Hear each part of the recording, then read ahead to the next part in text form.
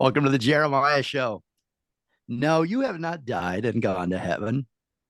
Those are not angels singing, but you may indeed be listening to an angel here on earth. You are listening to the golden, angelic voice of soprano Golda Zahra. Hailed as one of the rising stars of her generation and a promising young opera singer by the Los Angeles Times, renowned soprano Golda Zahra is the daughter of the world famous Urth Caffé owners, Gila and Shallom Berkman. If you find yourself at an Urth Caffé, you will undoubtedly hear Golda as you sip your coffee or enjoy a baked pastry. In my late 20s, I lived off of Santa Monica, Main Street down there in Santa Monica, off the beach at the shores. And I would walk across the street, down Main Street just a little bit to Urth Caffé in the morning to get my coffee. And if I was lucky, snag a table on the sidewalk to people watch.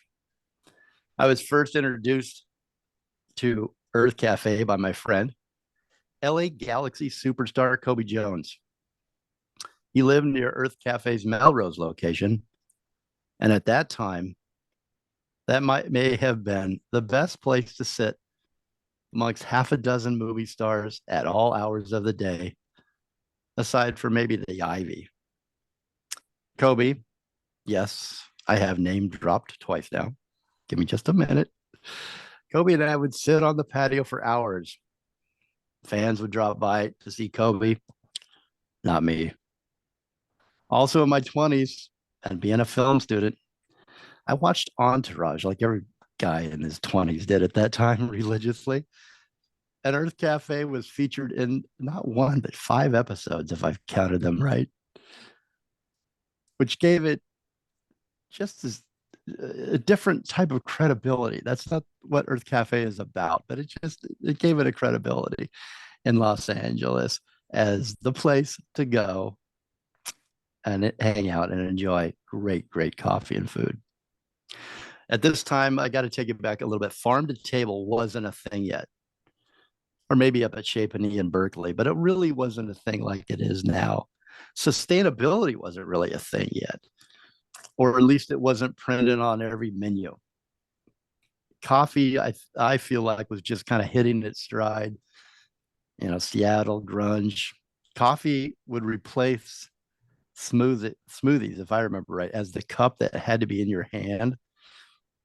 If you're walking around, if you're cool. Facebook hadn't launched. Instagram was a decade away. Blackberries were the OG smartphone, and iPhones were still 6 years away. Social media, what? Urth Caffé was the social place. To be seen, yes, but to also feel good about yourself. Like I said, before that was a thing. At Urth Caffé locations, there is also a sense of a much deeper connection, a social connection. And man, do I miss that. Like a face-to-face social connection, a social connection with the world, that it wasn't through your phone. On Main Street, Santa Monica, or on Main Street, insert wherever you live in the world, Urth Caffé was that. It is that. It's authentic. It's genuine. Urth Caffé was the very first coffee roaster in America to roast exclusively heirloom organic coffee from farms that use regenerative farming practices and produce the lowest acid coffee. Shallom Berkman and his wife, Gila, founded, I should say, in 1989 in LA. And they started shipping coffee all over the world. And then they established their very first brick and mortar Urth Caffé on Highland Avenue near Rosecrans in Manhattan Beach in 1991. The story of Urth Caffé began in that little 300 square foot storefront, and it's where Urth Caffé would go on to become America's first exclusively certified organic heirloom coffee and tea house. The care and the health of the environment, the farmers, customers. He turned out to be a driving force that created this first certified organic cafe in North America. It has literally changed our world for the better since then. From replanting rainforests to protecting the mountain gorilla habitat, half a world away.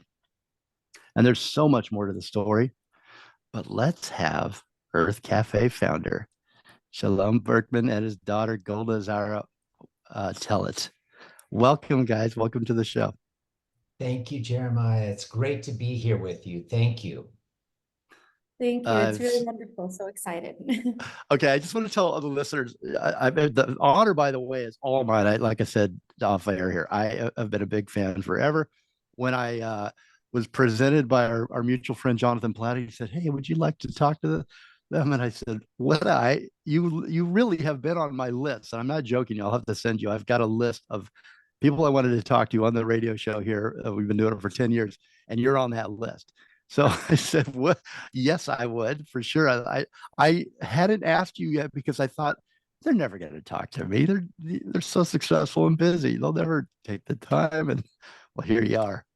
So thank you for that. So much fun. This is so great. Well, let's go back to like the story of how it all began. Early days. What was? I imagine Golda wasn't around yet. Was she? No. It was quite Sheila, some time. and you, what was your vision? Sorry. Yeah, no. We decided not to have children until we were able to, get the business established and where we would be able to have time because we wanted to enjoy our children. So Golda, unfortunately took some time before she came to be.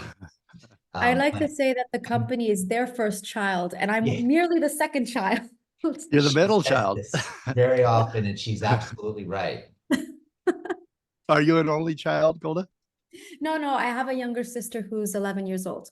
Okay, so you are the middle child. I am the middle child. You're right. You are right. I have two only children, and it's the same reason because the business is so demanding. We had to really just take our time and make sure each one got their own attention in the right way. And they're both angels, absolute angels. I am so curious about how you grew up, Golda, in this with your family, with your parents. You guys are artists. It feels like you. I think I read you listen to opera. And they're obsessed. Lots of with music opera. when you were young. Oh my goodness. They're in love with opera and classical music, and my love for classical music came directly from them. So yeah, they're true artists in that way, and they're very they have very eclectic tastes. They listen to a plethora of genres, and they're just really like, other than just being passionate about food and coffee and tea, and especially about the environment, because they were the first, as you said, sustainable coffee and cafe. They really just have amazing, how can I say, amazing passions. They're just passionate people about many different things. About many of the best things in life. So I applaud you for that, because I think so many of us we dabble in a little music here when we've got the time and we're feeling good, maybe a little bit of good coffee, or food, friends, art, travel, but we don't put our whole life into that, and that's a really great way to live a life. So I admire that. Tell me about you, Shalom, as a young man. I looked at some of the photos of you and your wife, and they're so beautiful. You look like you're just living for the moment, and very excited about whatever you're doing in each photo. And what you were doing was building this business. How did it start? How did you and your wife meet? How did the business start? And then what was the vision, the original vision? Is it the same as it is now? Absolutely. No, it's been an amazing journey. Really, really incredible. So a little bit about me. I was born and grew up in Los Angeles, and I was totally bored in school. And I started doing really poorly in the 10th grade, and I literally failed the 10th grade 3 years until I finally dropped out of high school. Um, but because I was bored and I really wanted to do something entrepreneurial. What were And you daydreaming about? Was that what you were daydreaming about?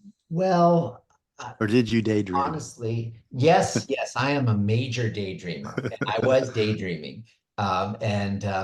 I didn't quite know at the time that I dropped out of high school what I wanted to do, but it took me about 2 years. And I was scared when the fear started setting in, like, I'm going to be homeless if I don't do something right away. So before a vision of a business came, fear led me to try to get a job. So I started looking for a job, and I submitted a bunch of applications in Los Angeles. One of the places that I submitted was Futuretronics in the West Side Pavilion.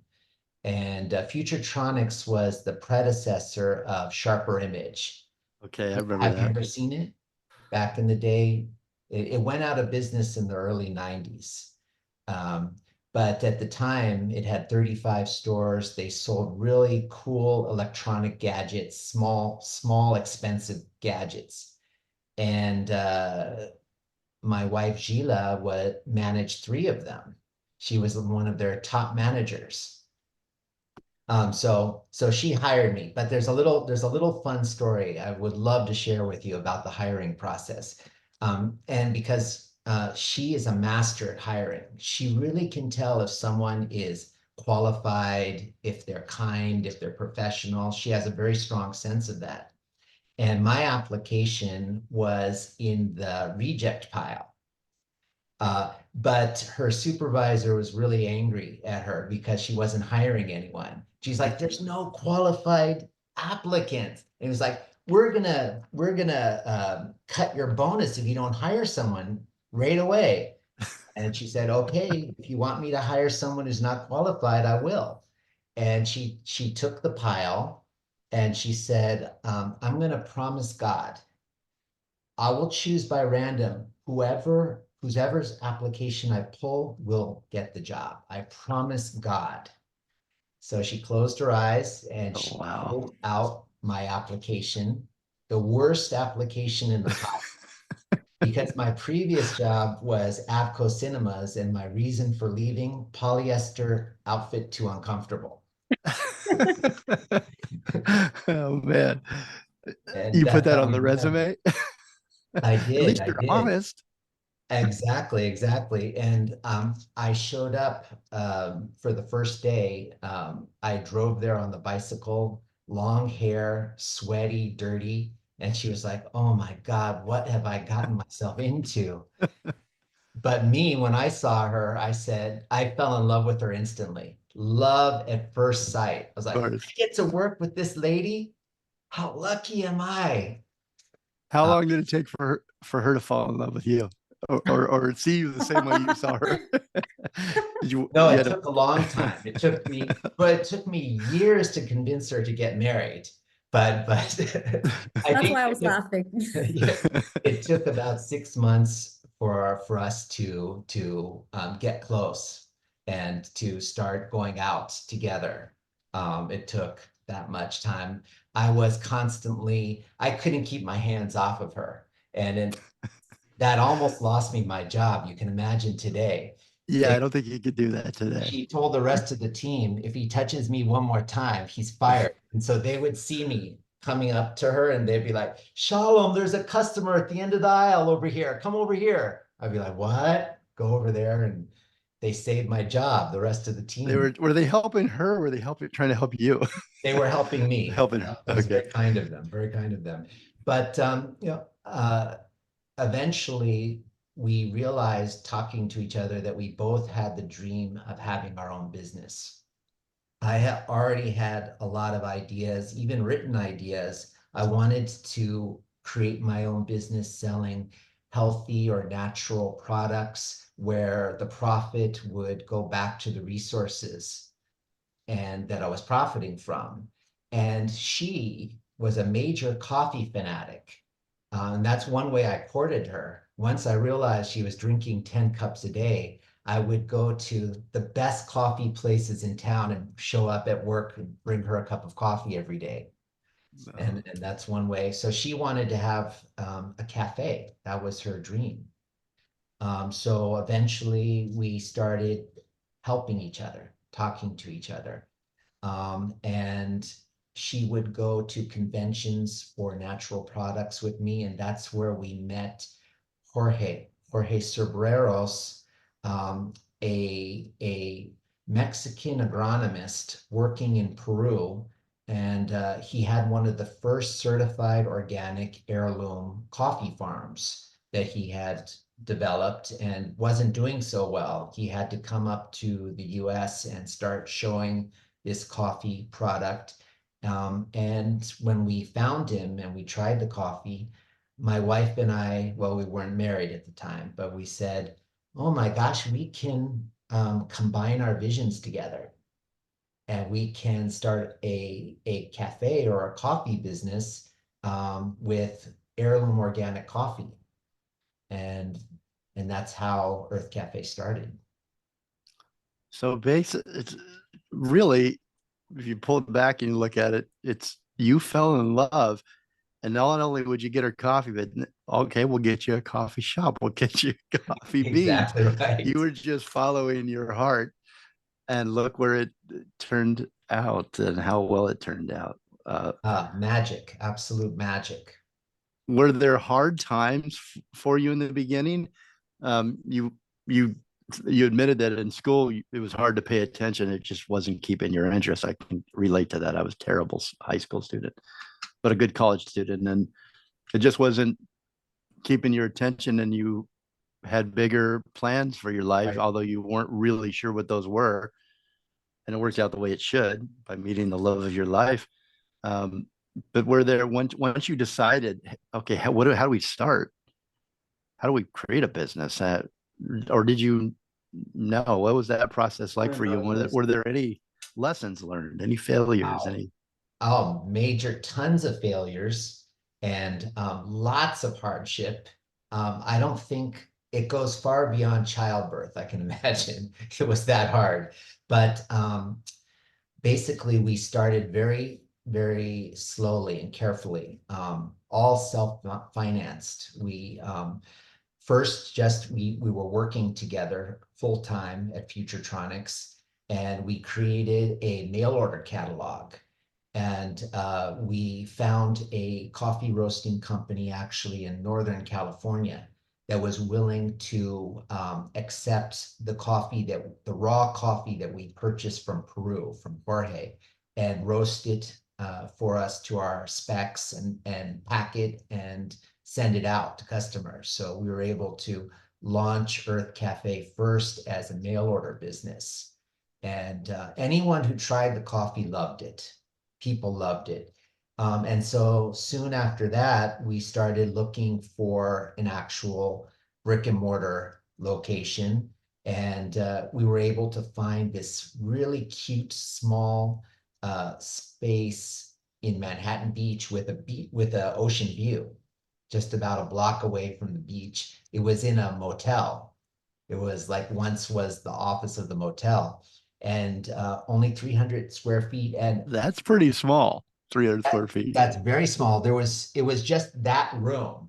There wasn't any back area. There wasn't anything, no tables or chairs, but we could afford it. And we used our credit cards. We maxed out our credit cards to buy the fixtures, to buy everything. A lot of the stuff came later with sales.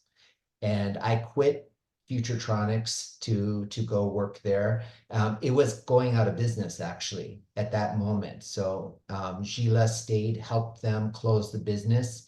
And then she got a full-time job in electronics at Macy's at the South Coast Plaza, not too far from Manhattan Beach. And we literally, for the first year, we drove down together. We would get up at 4 in the morning.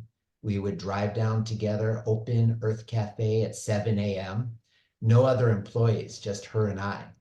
And You couldn't fit any other employees. no, we couldn't fit any other employees. And and then she would go when Macy's opened the electronics, she would go there, work, and come back in the evening, and we'd clean up and go home together. We did that for 1 year, and the business was so slow, I could literally sleep behind the counter, and no one would wake me up. But you didn't fire yourself for sleeping on the job. No, no, no. I You were the think boss. I never slept unless the days that I was sick. A few times I had the flu and I was really tired, and I literally did sleep behind the counter. That That, was really challenging. that's a drive, that's traffic, that's hard work Yeah. opening your own business. And then when did But the lines how it got form? Because you're busy. pretty famous for lines. And I Yeah. mean, And it did start in that's what Manhattan Beach. How the line started is, well, first of all, we only sold the beans and tea and cups of coffee. We didn't even have cappuccino at the time. And people would come in, and Urth Caffé, Earth with a U is the Welsh spelling of planet Earth, and cafe with two F's is coffee in Italian. The name literally meant to us organic, natural coffee, but not to the people who came in. They were like, they thought it was a cafe. I'll have a tuna fish sandwich. No, we don't have tuna fish sandwiches. Do you want a cup of coffee or some beans? They're like, what kind of crazy cafe is this? And we learned really quick that people really, they didn't want what we were selling. They wanted more. So at first we started adding bagels and non-fat fruit juice sweetened pastries. And as soon as we added that, it started getting really popular. People really loved it.